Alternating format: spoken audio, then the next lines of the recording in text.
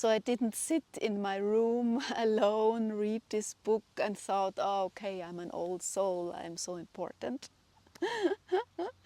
It was a life process. And this can feel lonely, but deep inside, I'm connected with everything.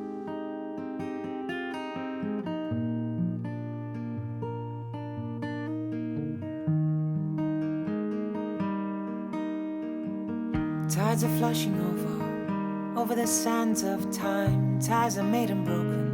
Who knows what's yours or mine? And who knows what made us shine? Thousands of words are spoken, thousands were left inside. But you knew that I knew, that you knew that I'd reply. And so we laid side by side. And how did you know to change my brass to gold and to release me with your timid soul? September has come with its magic light. Days are getting shorter and the year is aging. I'm deeply connected with this time. It reminds me of something important, something meaningful, the journey of my life. And many lives over centuries. I can feel it. It's a knowing without words. A great part of this life, I carried questions with me. Why do I perceive things so different than many other people? Why do conventional lifestyles not fulfill me? I am in my 40s now, but my soul is much older. I feel like these old stones. They are more familiar to me than small talk, society, achieving things. They're just there, always being. I will take you on my journey. I want to tell my story about my struggles and my gifts. The story of an old soul.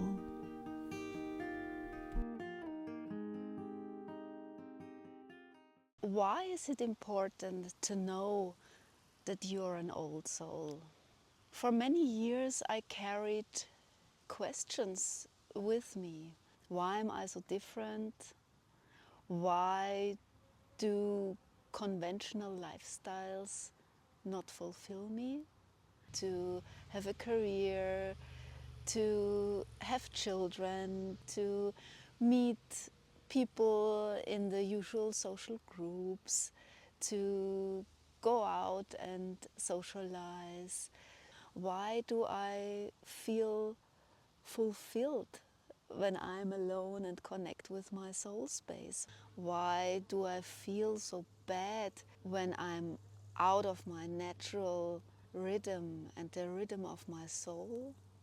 And people asked me that, look at this, look at that, and what do you say this person did and that person did? And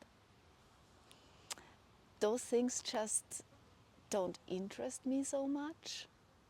Why do I perceive this other world, this soul space, which is interwoven into the material world? So when I go around and look around, I don't only see the material things, and I don't only feel the usual feelings people have. I just perceive this complete other inner world. So as if you see the things and you feel the things, you perceive them from inside out. Yeah. And it took me a while to realize that I do this, because usually you think that everybody feels and perceives the way you feel and perceive the world. And I think it took me 40 years to, or at least 35 years, to realize that my perception of the world is different than the perceptions other people have. It was such a relief when I found this concept of old souls. It was like, yeah, this is why. This is me. This is a part of how my constitution is. For me, it was very difficult to accept that I have less energy than other people. I have much less energy for everyday life, for managing my everyday life. I have more energy for learning, more energy for meditating, more energy for being creative. But I have much less energy for doing my household, for talking with other people, for being in social groups, for having a career. I don't have the energy for those things, and also they don't give me meaning. I had to accept the fact that my life is more about the inner world and more about experiences in the outside world than manifesting, being successful, living a conventional life, being part of a community or social group. So all those things I had to say goodbye. I had to realize that I will not have them to the extent other people have them. But in exchange, I have other things. I have a deep connection with my inner life, a deep connection to the transcending. You know, the difficult thing was to find words and to put it into a concept, because in our world, people who live an inner life or people who live spiritual lives usually are monks, nuns, part of a church, or at least a certain concept. But I didn't have a concept. Yeah, I didn't want to be a nun. I couldn't be a priest in the Catholic Church. Yeah, so I didn't have opportunities and possibilities to live a spiritual life inside of our conventional social codes. Yeah, so I lived a spiritual life, but from the outside, people looked at me and said, "What is she doing? What is she working? She works part-time as a content creator and editor, and yeah, why doesn't she have children?" This was the problem I had to face, and I didn't have a concept for what kind of life I want to live. My life path unfolded in front of me while I was living it. And it was in my 40s, I'm 47 now, when I realized, that's how I can call it. This is a word I can use. This concept can fit to my life path. Yeah. So I had to become 40 years in order to understand myself, in order to understand my soul path and my life. For an old soul, doing is harder and being is easier. So usually when you go to some spiritual teachers, they tell you just be in the flow of life and don't think so much, don't do so much. And for me, it always was the other way around. I asked myself, why is it so difficult for me to do the normal things people do in life, to manage my everyday life? It's just easier for me to sit and be in my inner space and, yeah, just be there. And this is usually easier for many old souls. And it shows in many practical details in your everyday life. So for me, I need much sleep, for example. I need 8 to 10 hours sleep. And without this sleep, I feel like a zombie. I feel sick. My head aches, my eyes ache. I feel this pressure on my face. And also to connect with my soul space during the day. So daydreaming is a big thing for me. Daydreaming and just looking inside, diving deep inside. For my ego, this was not so easy to accept. Yeah, when I was younger, when I was in my 20s, I wanted to be successful. You know, you live this modern life with this fast rhythm and, yeah, to accomplish things. And I'm a very ambitious person. I like to be successful. And it was hard for me to realize that my body and my soul don't function like this. I couldn't do that. I needed my own rhythm. I needed much unstructured time. I needed time to connect with myself. When I didn't do that, I got sick very easily. I was tired and my life quality went down very quickly and I lost the meaning. I didn't see meaning anymore in my life.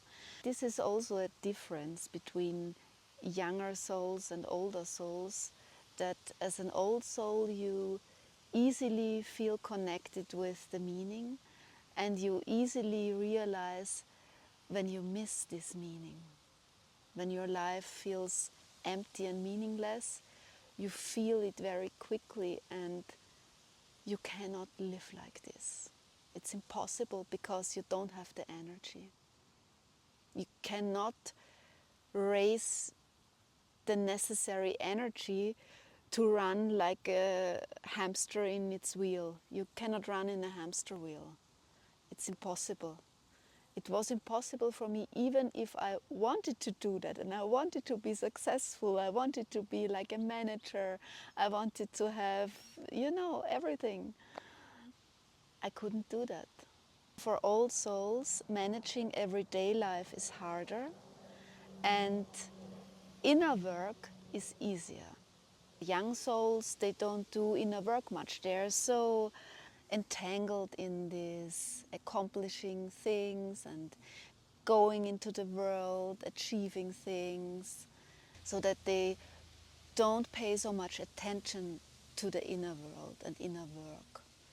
And then the mature souls, they start to dive into this unconscious, into this inner world, and they do shadow work, and yeah, they struggle the most usually, and their life is about those inner struggles and who am I in community with other people, how can I take responsibility.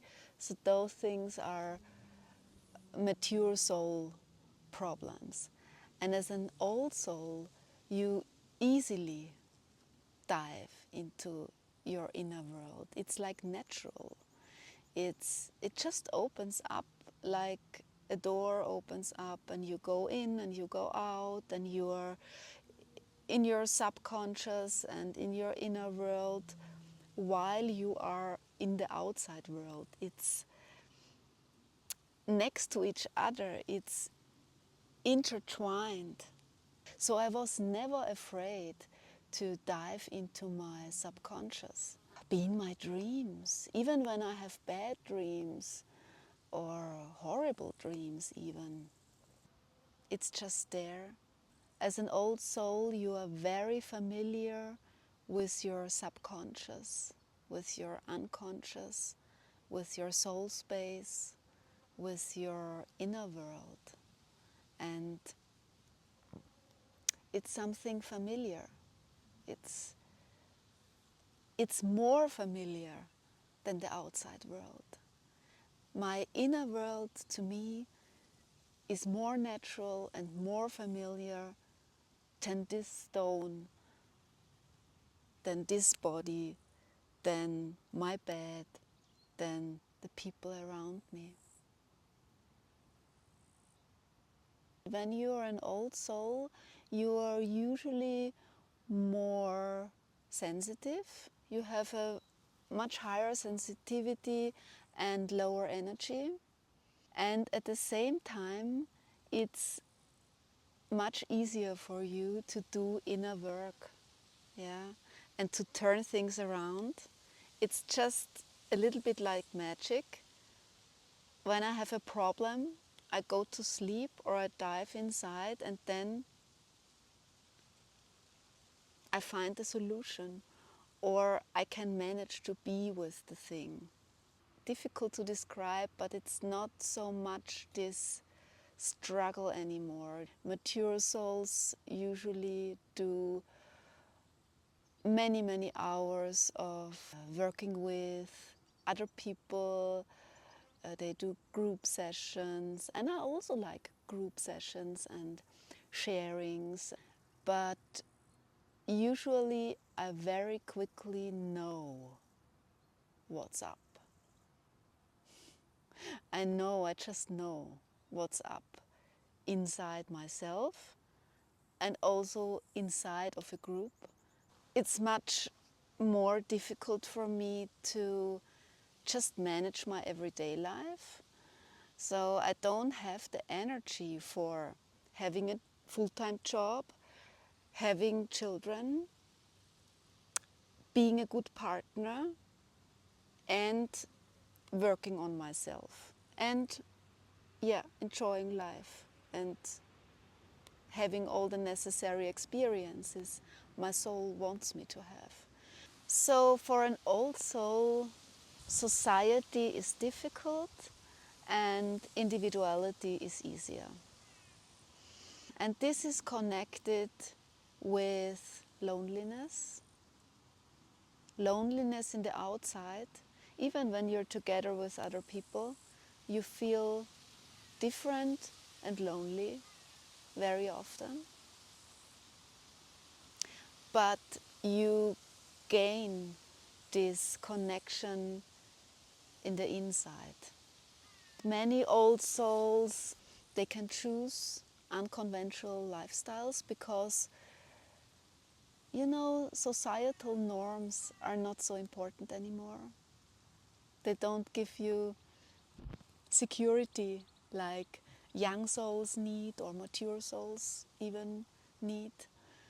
And with unconventional, I don't mean being part of a subculture, for example. Yeah, it means being unconventional in every moment of your life, and this can also mean being mainstream while being in a subcultural group.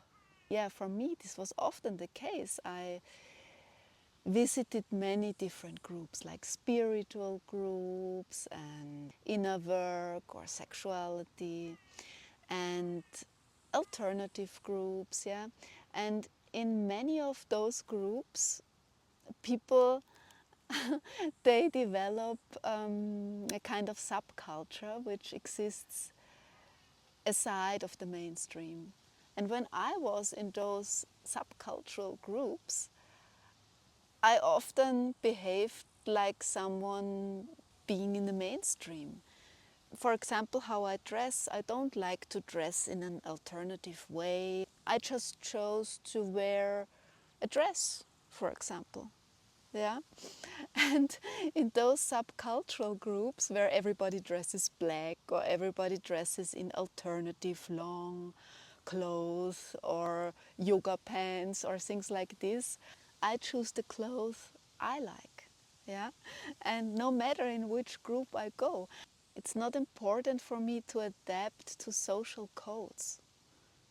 And clothing is only one example. It's also the language you use, it's the things you eat. When I go to vegan, vegetarian groups, alternative groups where people only eat vegetarian or vegan, I eat meat sometimes and I love fish. Old souls, they can easier switch between cultures and groups. I got to know those bobo leftish groups. I got to know traditional groups. I got to know people living on the countryside, cosmopolitan life. I like to get to know those lifestyles and those cultures and cultural codes, but I'm a wanderer between the worlds. I don't feel at home in any of those groups. Moving and floating between those groups. And I can connect with people on a deep level, but I'm not part of those social norms and social codes. And this can feel lonely. This is also the thing that all souls have to learn. They have to learn to accept this loneliness and to accept this I am an individual. I am different from everybody else, but deep inside, in my soul space, on a deeper soul level, I'm connected with everything. I'm connected with the other world. I'm connected with other beings. I'm connected with my soulmates. And I'm connected with the home of my soul. And our home is not on this material earth.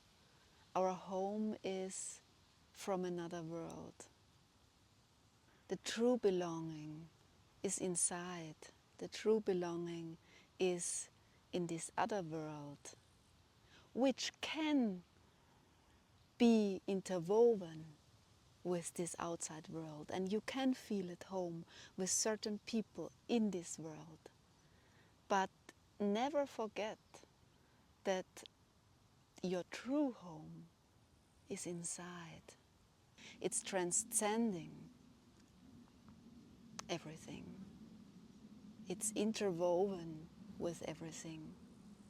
It's also about embracing that you're alone, but inside you a world opens up and you're connected with everything. As an old soul, you're usually more connected with your inner life and with your inner space than with the outside world. You are more connected with meaning. You're more connected with beauty. You're more connected with what is good and what is true. So what do I refer to when I talk about old souls? I basically mean two things. One thing is the term old soul in a felt sense. So when you hear the term old soul, what comes to mind? On the other hand, I refer to a specific concept, and this teaching is channeled in the United States. It's called the Michael teachings. And in Germany, it's Warda Hasselmann who channeled these concepts of the soul ages. This concept is very specific. It constitutes 5 soul ages: baby souls, infant souls, young souls, mature souls, and old souls. And on each of this level there are several stages. So you have several lives as an old soul, several lives as a mature soul, as a young soul, and so on.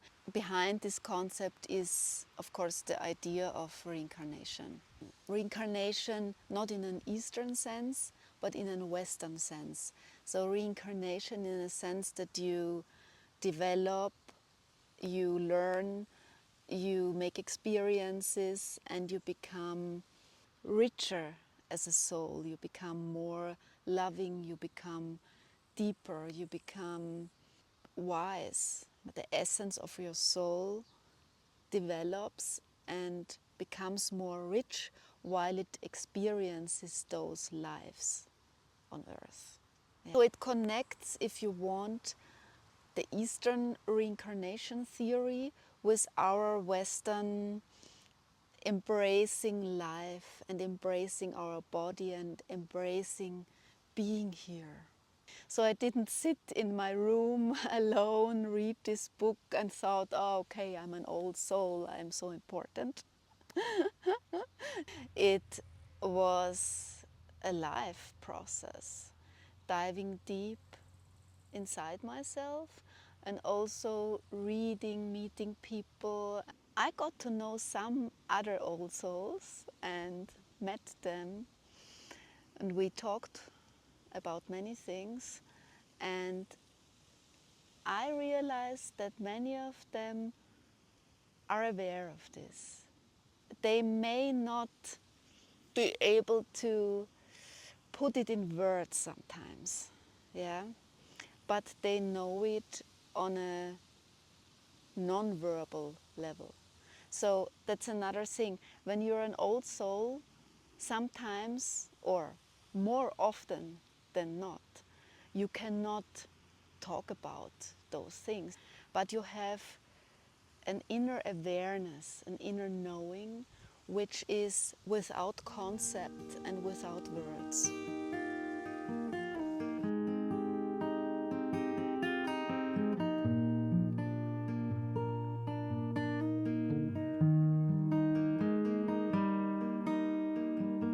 Tides are flushing over the sands of time. Ties are made and broken. Who knows what's yours or mine? And who knows what made us shine? Thousands of words are spoken, thousands were left inside. But you knew that I knew, that you knew that I'd reply. And so we laid side by side. And how did you know to change my brass to gold and to release me with your timid soul? You were looking for the light, so I offered you warmth. Oh, but that wasn't enough, 'cause you wanted to see, you wanted to see. You were looking for the light, so I offered you warmth. Oh, but that wasn't enough, 'cause you wanted to see, you wanted to see. Hide your love well, my darling, in the corner of your smile, and show it to me seldom, to last me for a while. I know you'll do